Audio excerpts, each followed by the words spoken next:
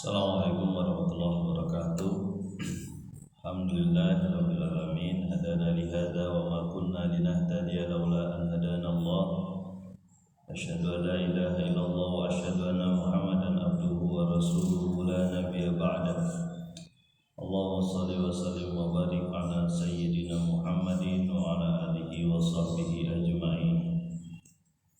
Ayyuhan nas ittaqullaha haqqa tuqatih wa la tamutunna illa wa antum muslimun.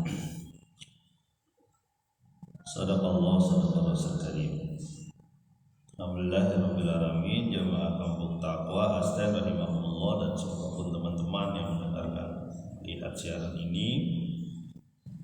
Mari kita lanjutkan lagi masih di surat Luqman. Kemarin kita sudah sampaikan bagaimana pernyataan dari Allah Subhanahu wa taala seorang ayah yang mewasiatkan kepada anaknya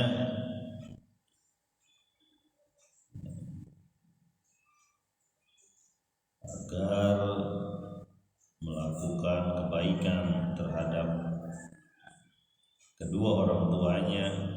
Ibunya sudah mengandungnya selama sekian bulan dalam keadaan lemah bertambah-tambah, maka bersyukurlah kepada Allah dan kepada kedua ibu bapa, karena kepada Allah lah akan kembali semuanya.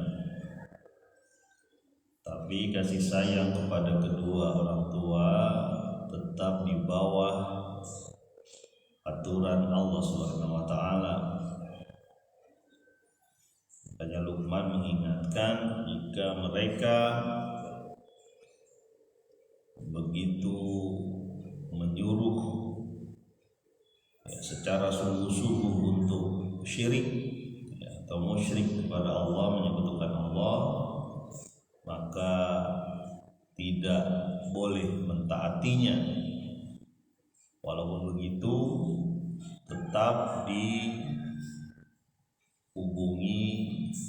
atau tetap diberikan perlakuan yang ma'ruf, yang baik. Dan pernyataan dari Allah untuk perintah dari Allah untuk ikut jalan orang-orang yang kembali, orang-orang yang tobat, karena semuanya akan dikembalikan kepada Allah dan dikabarkan apa yang sudah dilakukan. Mari kita lanjutkan di ayat yang ke-16 surat Luqman. Bismillahirrahmanirrahim. Ya bunayya innaha in taku mithqala habbatin min khardalin fatakum fi sakhratin aw fis samawati aw fil ardi ya'ti bihallah innallaha latifun khabir. Wahai anakku, sesungguhnya perbuatan walaupun sebesar benih biji sawi, sekecil benih biji sawi, maka ketika dia berada di batu sahra atau di langit atau di bumi, pasti akan didatangkan Allah. Sesungguhnya Allah Maha lembut, Maha luas, dan Maha teliti.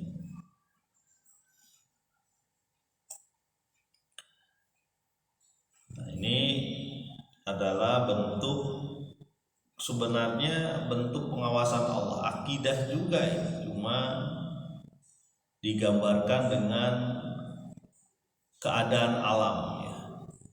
Jadi begitulah Al-Quran ketika menggambarkan sesuatu itu didekatkan dengan kehidupannya. Dan ini adalah surat yang mengungkapkan maha telitinya Allah.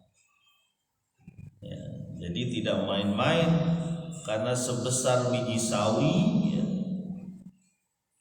walaupun biji sawi itu ada di dalam batu, ya.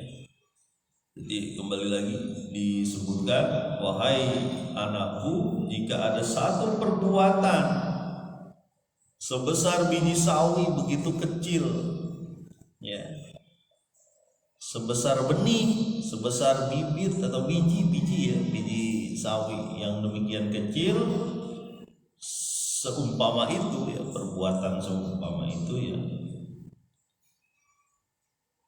baik itu ada di batu. Kita ngebayangin batu, mungkin batu sebesar kepalan tangan atau batu sebesar rumah ya, karena ada batu-batu juga sebesar rumah besar. Ada perbuatan kira-kira gitu.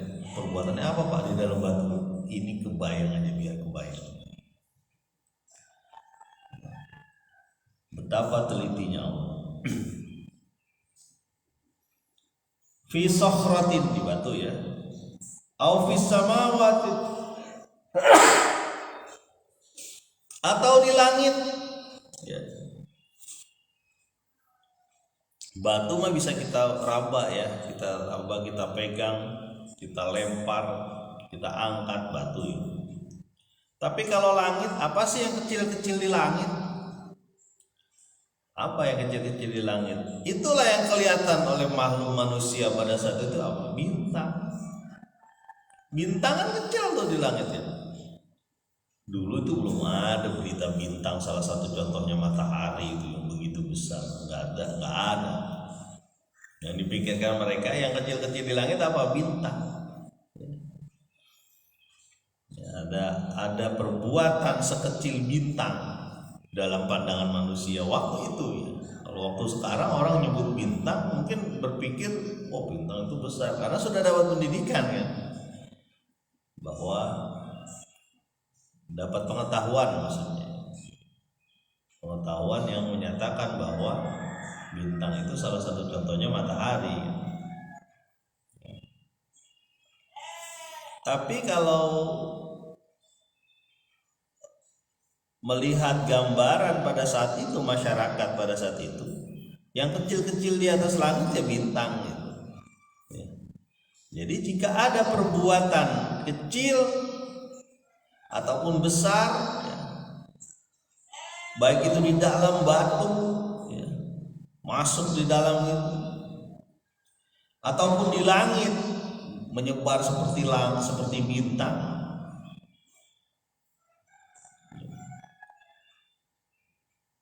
au fil ardi, atau di dalam tanah ya, di bumi, hilang oleh pasir, hilang oleh tanah, hilang oleh batu cadas.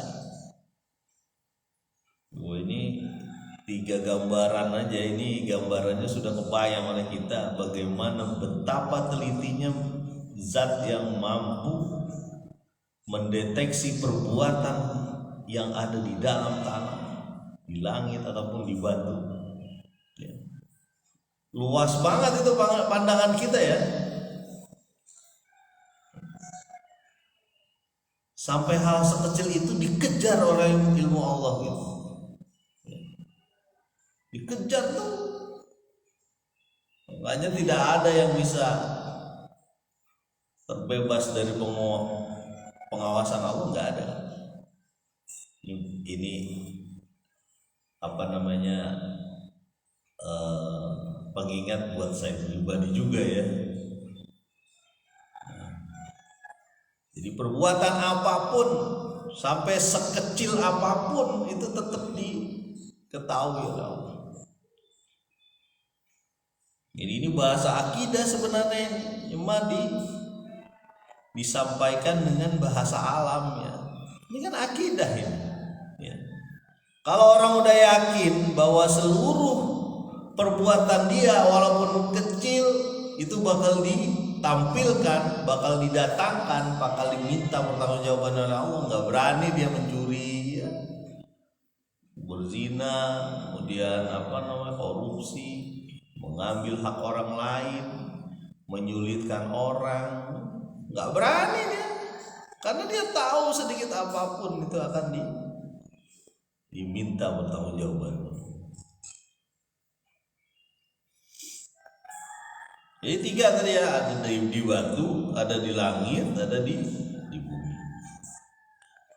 Ya tibi Allah, akan didatangkan oleh Allah.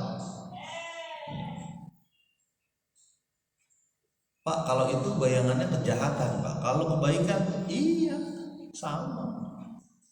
Jadi jangan meremehkan kebaikan walaupun hal-hal kecil. Kata Nabi kan, menyingkirkan penghalang dari duri, dari jalan aja itu bagian dari sedekah, kebaikan. Jadi kalau ada ranting pohon jatuh ya di tengah jalan, berhenti. Jangan udahlah dilewatin aja gitu. Berhenti aja kan sebentar, berhenti singkirin itu kan. Ya. Kalau di daerah Bogor memang banyak dahan-dahan kering yang jatuh ya, apalagi kalau habis angin puting beliung tuh, angin banyak. Ya berhentilah, singkirkan, itu kebaikan. Ataupun dahan yang menjorok, biasanya ada dahan pohon tuh menjorok, dia tidak jatuh tapi menjorok ke jalan. Kalau pengendaraan di malam hari itu tidak melihat itu, pada saat itu datang rubuhkan atau perlu cari gergaji, dipotong. Itu kan kebaikan, walaupun kecil butuh waktu mungkin ya. Tadinya kita mau datang jam 8 di Cibinong misalnya ya, lalu datang jam 9, kita singkirkan. Betapa banyak orang yang selamat itu setelah itu ya. Karena kita yakin bahwa sekecil apapun perbuatan kita didatangkan oleh Allah. Saya sih mau Pak ngasih ke tetangga, tapi saya juga paling sayur apa sih, sayur tempe bagi saya Pak ya, apa-apa. Era tuh Pak masa ngasih ke orang sayur tempe ya. Kata Nabi itu walaupun sekedar kikil kecil itu juga boleh disampaikan, bukan menghina, bukan, ini hadiah. Tahadu tahabu, kata Nabi. Engkau sering memberi hadiah atau memberikan sesuatu kepada orang lain, engkau akan saling mencintai ya. Tahadu tahabu, hub ya, cinta. Tapi jangan dibalik nih. Dibaliknya, kata Pak Arwan, sering memberi hadiah jadi tambah mencintai. Saya sering ngasih hadiah sama pacar saya, kalau sama istri saya boleh lah. Ya, makanya saya termasuk pacaran paling nikmat itu, atau pacaran yang benar itu adalah setelah nikah. Rendah hak kita.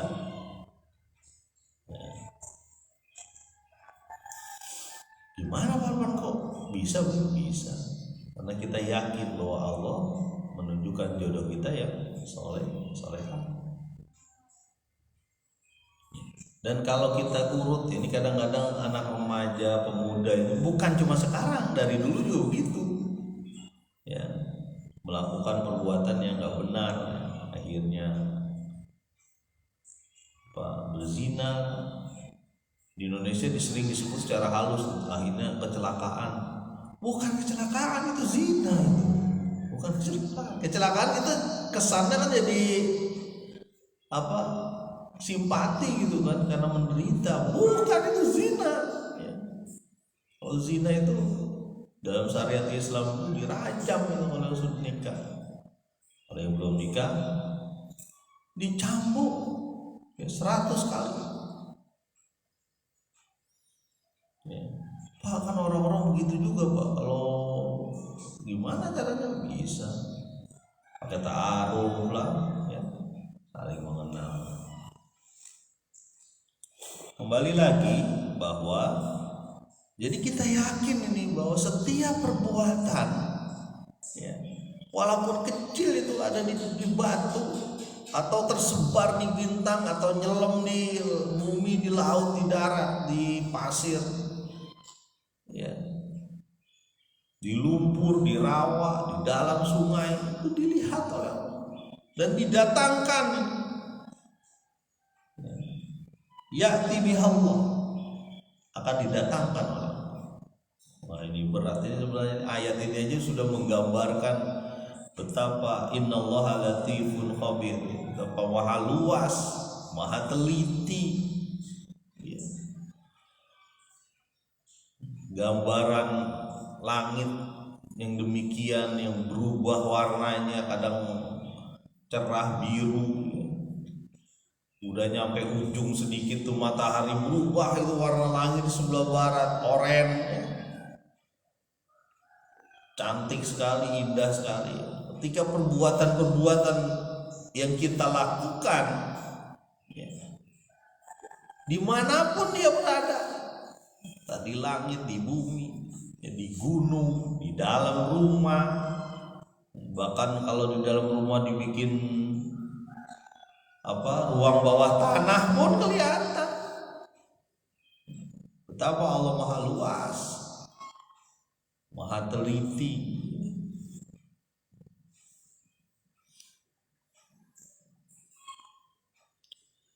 Jamaah kaum takwa astagfirullah. Jadi ini sebenarnya bahasa akidah, bahasa keimanan disampaikan Allah dengan bahasa alam. Jadi lebih nangkep kan kita. Ya. Ayat selanjutnya, ayat ke-17 surat Luqman. Ya bunayya aqimis shalah wa'mur bil ma'rufi wanha 'anil munkari wasbir 'ala ma asabak inna dzalika min azmil umur. Wahai anakku, tegakkanlah salat dan serulah orang kepada kebaikan, ya, dan cegahlah orang kepada kemungkaran, dan bersabarlah terhadap apa yang menimpamu. Sesungguhnya hal yang demikian ini merupakan kewajiban atau sesuatu yang harus diusahakan, ya. Azmil umur, ya, urusan yang harus diazamkan. Kita yakin bahwa itu bakal kita bisa lalui, ya. Nah, selanjutnya ketika, ya, Luqman sudah menyampaikan keimanan dalam bentuk luasnya pengetahuan Allah dalam alam ini, ya, lalu disampaikan juga, ya, untuk melakukan amal. Apa amalnya? Yaitu aqimis shalah, hubungan kepada Allah, menegakkan salat.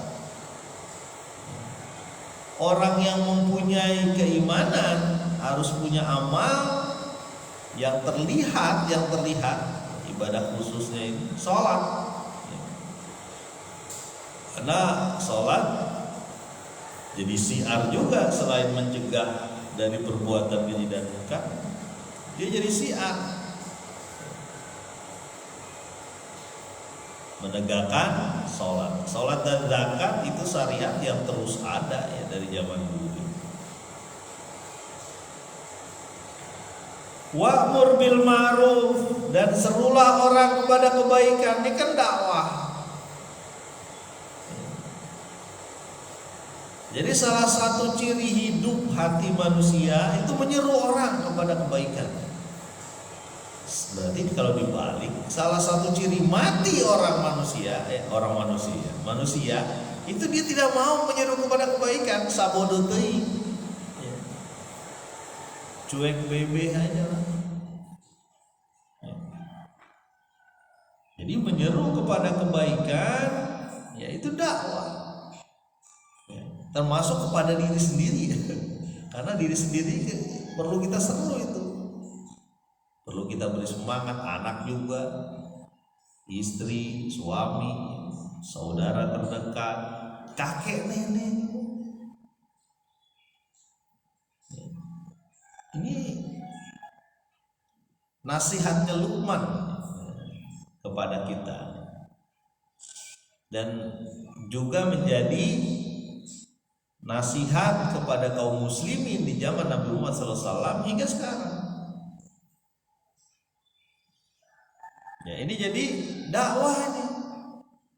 Dakwah itu bukan milik para ustaz, ya, para habib, para kiai, bukan. Setiap muslim itu dakwah, menyeru kepada kebaikan, wa tawassaw bil haq, saling menasihati dalam kebenaran. Ini kan dakwah itu. Jadi kalau seorang muslim tidak mau berdakwah, tidak mau menyeru kepada kebaikan, itu aneh. Ya.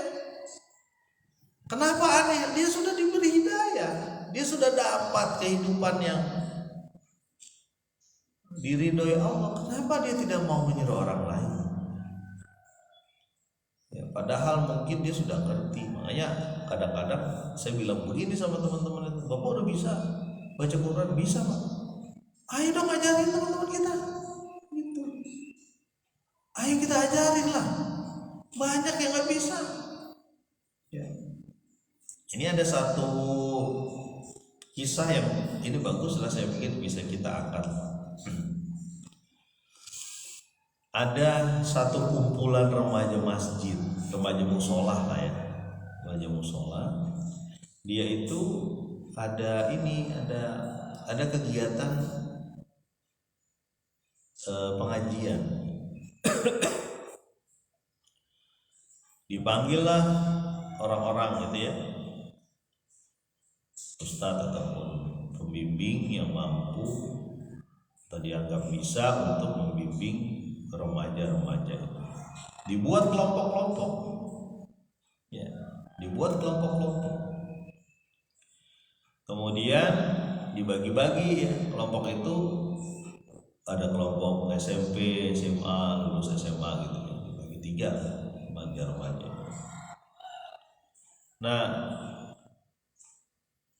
selanjutnya remaja ini dalam pengajiannya itu biasanya baca Quran dulu, ya, baca Quran terus dibenerin sama pembimbingnya. Nah, berjalan sekitar 3-4 kali mungkin ya, sekitar 3-4 kali itu.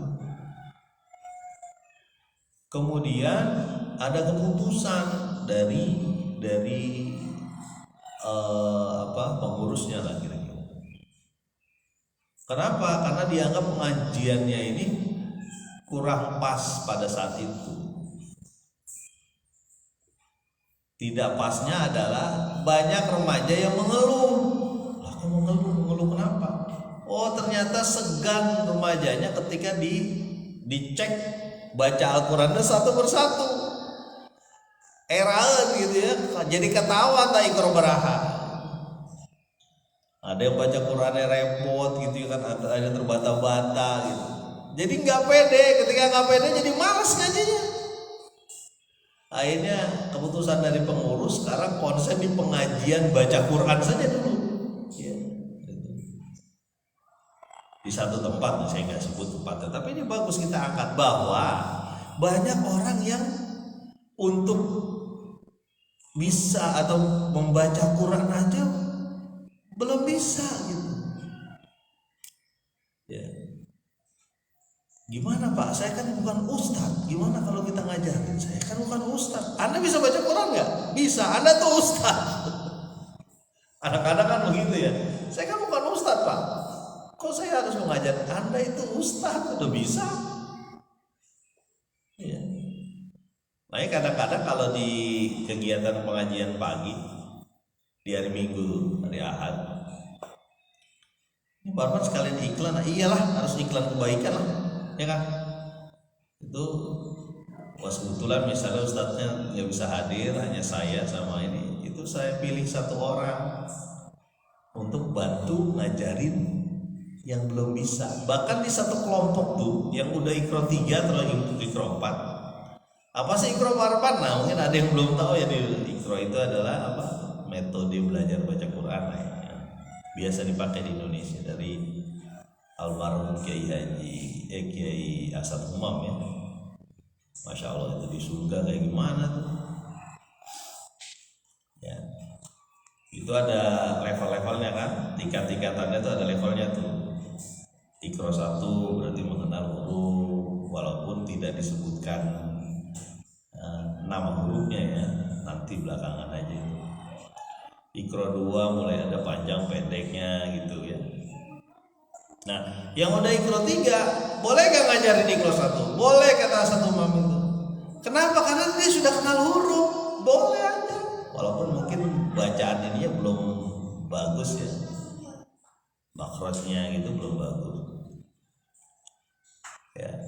Makanya menunggu waktu belajar itu biasanya, Pak punten Pak, itu tolong diinin dulu, dilatih dulu, latihan lah. Dan ternyata bapak-bapak yang kita sampaikan untuk menolong temannya itu mau melakukan, dan anehnya lagi temannya itu mau ditolong juga gitu. Artinya tumbuh rasa menyebar kebaikan begitu. Jadi kalau ada yang nanya, Pak saya kan masih belepotan Pak, ininya lupa panjang. Kamu bisa ngajar Iqra 1 gak? Bisa sih Pak, Iqra 1 mah saya hafal lah, berarti bisa. Itulah kebaikan. Ya, itu lanjut lagi ya. Ya bunayya aqimis shalah wa'mur bil ma'ruf. Serulah kepada kebaikan, Wanha 'anil munkar, cegahlah kepada kejahatan. Dicegah. Ya, anak berbohong diingatkan. Ya. Kadang-kadang uangnya buat apa aja? Buat ini. Loh, kok kamu buat ini? Ayo kasih tahu kemana uangnya. Nggak apa-apa tuh ngomong begitu ke anak. Ya, jangan kamu misalnya usaha atau kamu dikasih seseorang ya uang sekian, dipakai buat apa? Buat jajan, semuanya buat jajan. Aduh, kasih tahu ya. Ya, kalau perlu dikumpulin lah buat beli beras lah atau apa ya. Ketika anak berbohong itu kita tegur. Ketika suami berbohong kita tegur gak? Kita tegur, kita ingatkan ya. Kita tegur dan kita ingatkan ya. Kenapa? Allah tahu ya. Apapun perbuatan yang kita lakukan Allah tahu. Ketika ada sesuatu yang tidak benar di masyarakat ya kita sampaikan walaupun pelan-pelan ya. Walaupun secara lembut ya.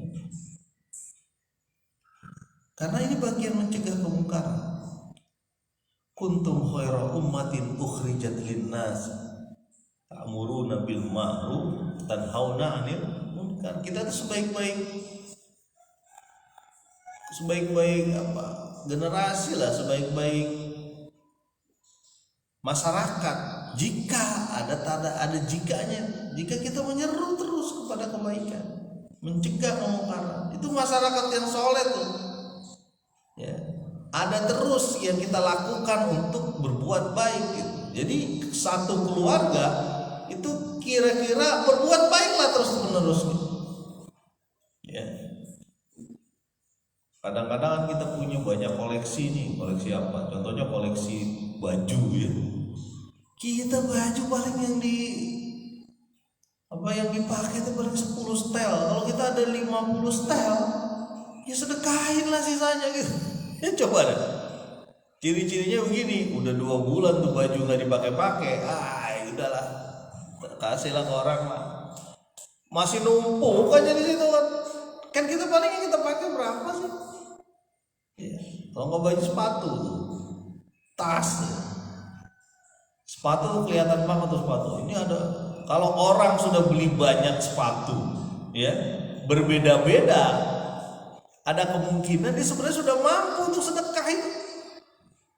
Sepatu olahraga, sepatu ke pakaian resmi, ke kondangan dan sebagainya, sepatu ke kebun, beberapa kan, sepatu biasa, pantopel lah, apalah nama sepatu sport. Kalau udah sampai 3 atau 4 sepatu itu berarti sebenarnya dia udah layak bersedekah itu. Ya, saya masih ingat itu perang Zatul Riqa namanya. Udah seringnya saya sampaikan kalau nggak salah. Musa al-Asy'ari itu yang menyampaikan. Zatul Riqa itu disebut perang sobekan kain ya. Karena saking mungkin jauh dan panasnya padang pasir itu, sendal-sendalnya juga udah rusak. Ya. Saya ngeliat tuh ada salah satu pemulung, sendalnya rusak, udah tipis, ternyata dia memang jalan kaki. Jadi kebayang nih perang Zatul Riqa. Kenapa disebut perang sobekan kain? Walaupun setelah itu Abu Musa al-Asy'ari itu malas menceritakan tentang itu karena hubungannya dengan ini ya, tapi ya namanya peristiwa di zaman waktu itu kan perlu dikabarkan supaya jadi ibrah ya. Jadi udah pada pas lah kira-kira sendalnya, akhirnya disobek kainnya, diikat ke kaki gitu. Berarti kan di padang pasir cuma dialasi kain itu robek-robek lah, berdarah mungkin. Ya.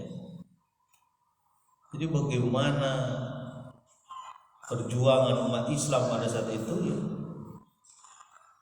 Nah kita sekarang ini contoh sobekan kain alas kaki ya. Masalah alas kaki. Ini kita banyak ya.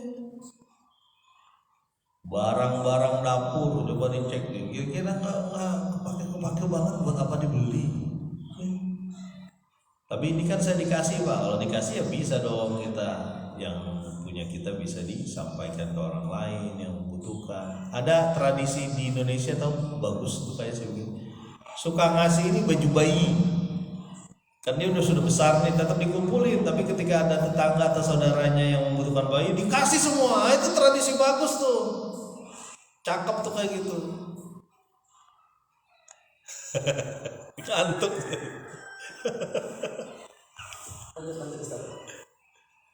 Itu tradisi memberikan baju bayi itu bagus tuh. Ya. Saya pikir nggak ada yang menolak lah, atau kebaikan ini kan bagus ya. Baju bayi. Karena saya juga pernah merasakan dulu, bukan baju bayi yang dikasih orang, bukan cuma baju bayi. Ini gerobak itu loh, gerobak dorong loh. Orang yang ngasih mungkin ini ingat, Parman baju bayi, iya. Mau gak gerobak dorong bayi saya? Ya mau lah, tapi udah rusak Pak. Mau diambil gak? Lihat dulu aja Pak. Dia simpan itu. Saya datang ke sana. Oh ternyata ada yang harus kita las. Wah ini kayaknya bisa dilas dari sini ke sini, dari sini ke sini. Dulu tuh gerobak bayi mungkin harga 100.000 atau 150.000 ya.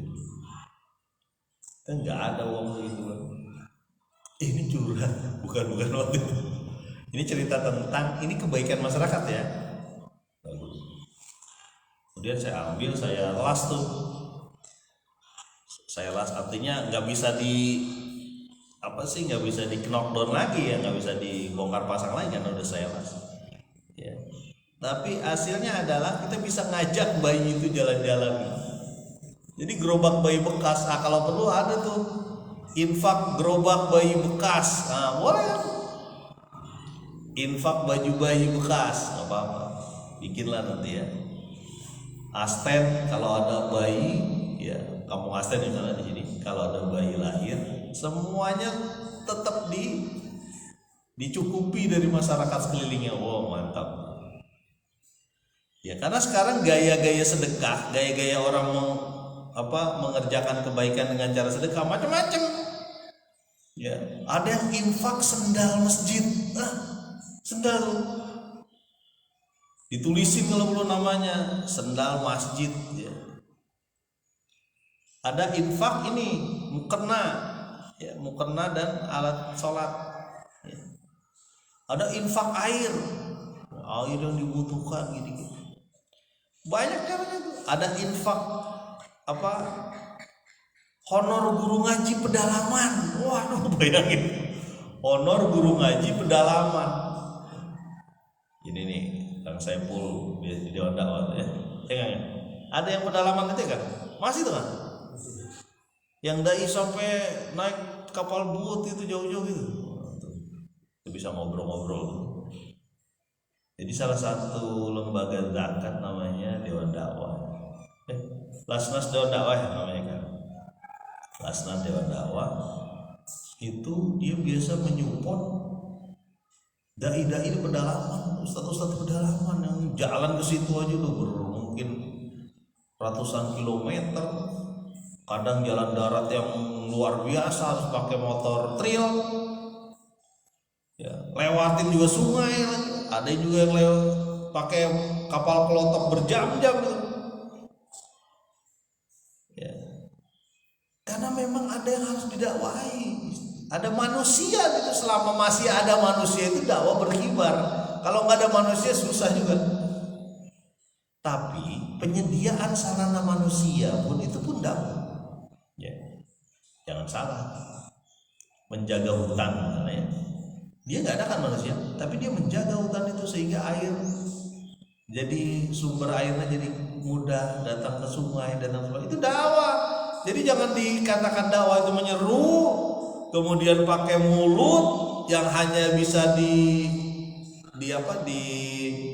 dilaksanakan oleh ustadz. Ustadz ini harus dari pendidikan tertentu. Bukan semua orang harus dakwah, harus menyampaikan. Ya. Kan pernah saya ceritakan dulu bagaimana seseorang remaja masjid di salah satu desa di Jawa ya. Sana itu mengadakan kreativitas mengajarkan bimbingan belajar ya, secara gratis kepada anak-anak sekelilingnya.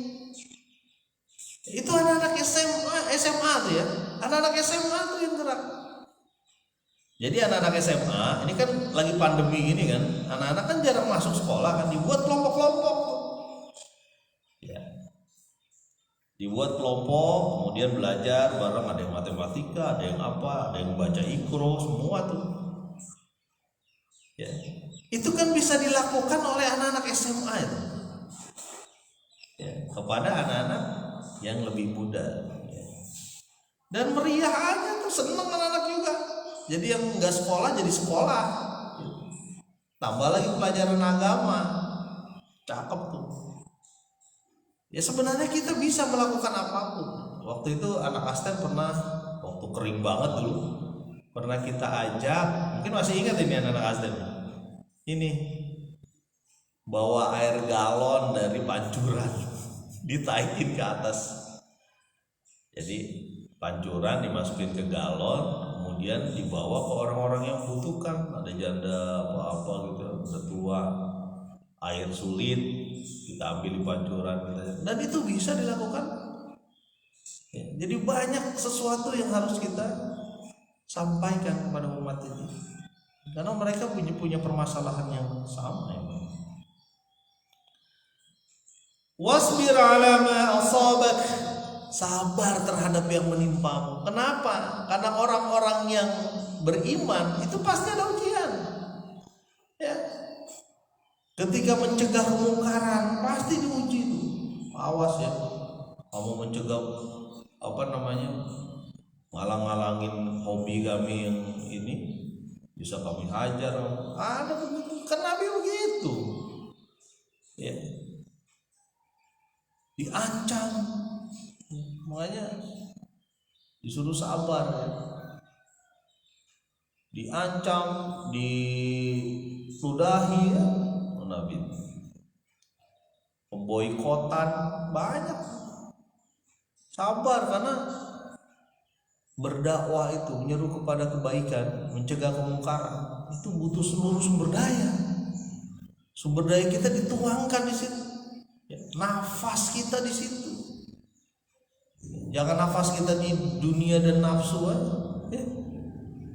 Sehari-hari bekerja terus, kapan habisnya? Oke lah bekerja itu beribadah, tapi ada waktu yang kita gunakan untuk menyeru kepada Allah. Kalau dia bekerja di pertanian, dia bisa sampai sama teman-temannya ya, ketika udah menjelang jam 11, Kang, ayo Kang balik Kang, bentar lagi zuhur, gitu harusnya. Ya. Yang di perdagangan, di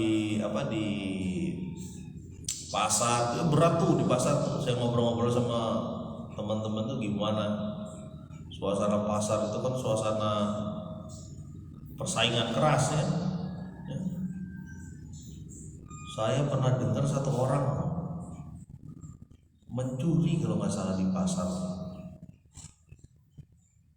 Ada orang mencuri di pasar, digebukin, dilempar aja ke tong sampah pasar itu.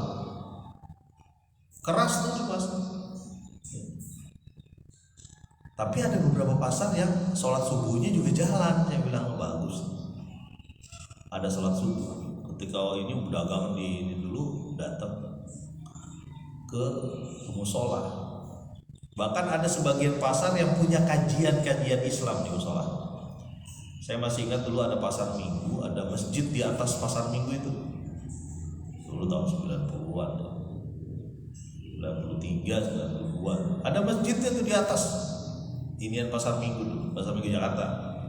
Sekarang udah nggak lihat lagi. Ada kajian-kajiannya itu bagus tuh, kajian di pasar kan nyelekit bener ya. Kenapa? Karena banyak timbangan gak bener ya, sumpah palsu, sumpah pak, bahasa gitu. Modalnya aja nggak dapat segitu, bapak nawarnya gila sih. Padahal modalnya dia sudah dapat untung di situ.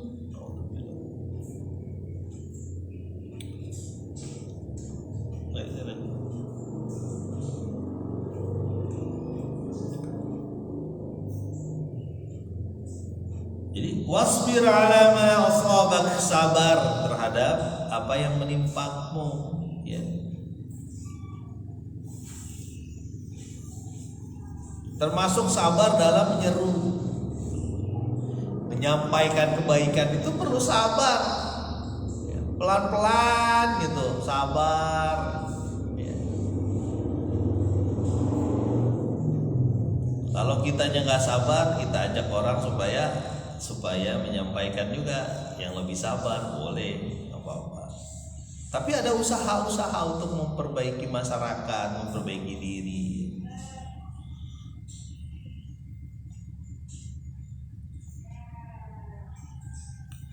Inna dzalika min azmil umur, sesungguhnya hal demikian itu adalah kewajiban. Bahasa lainnya adalah urusan yang kita yakin ya, bahwa itu bisa kita selesaikan dengan azab.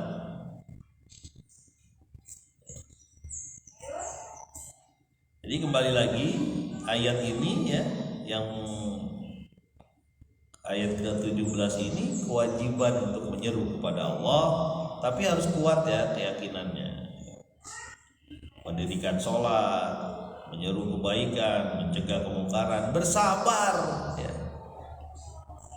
Karena di mana ada orang yang menyeru kepada kebaikan, itu tanda-tanda masyarakat soleh ya, masyarakat yang baldatun thayyiban ya.